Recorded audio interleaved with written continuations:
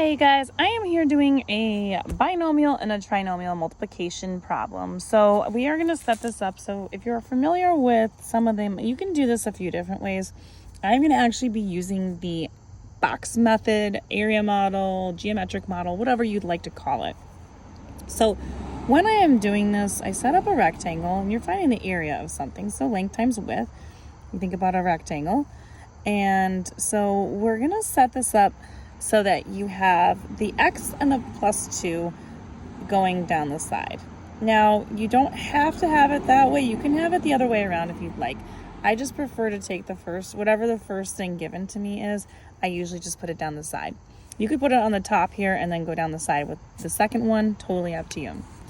Now, I've got three separate terms here, so I'm going to make three separate boxes going down for columns, and the x squared will go on top of this. The plus 3x goes on top of this one, and then the minus 1 goes on top of this one. This works for anything. So anytime you're multiplying, whether it's two terms and two terms, one term and three terms, four terms and five terms, whatever it is, you can do this with. It really, really helps organize your information. So it is a great method to use, especially when you start getting a lot more complicated things. So now we're just going to go ahead and multiply x times x squared. Add your exponents, you get x to the third power, and then we're going to go ahead and multiply x times 3x, and we get 3x to the second power, and then we're going to go ahead x times the negative 1, and you got a negative 1x. Apologies for that. All right, anyway, now we're going to go ahead and we're going to do down below.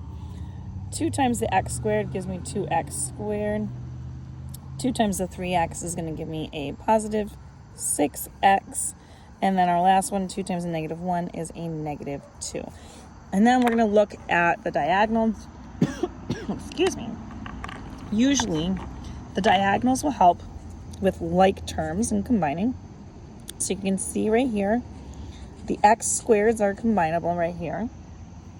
And then we also have combinables right here with the 6x and the minus x. So those are going to be combinable. Nothing else in here can be combined. So then we can organize our information. Starting with our highest degree, x to the third power will be first. Combine 2x and 3x squared combines to be 5x squared. 6x minus 1x is going to give me 5x's. And then we have that minus 2 at the end.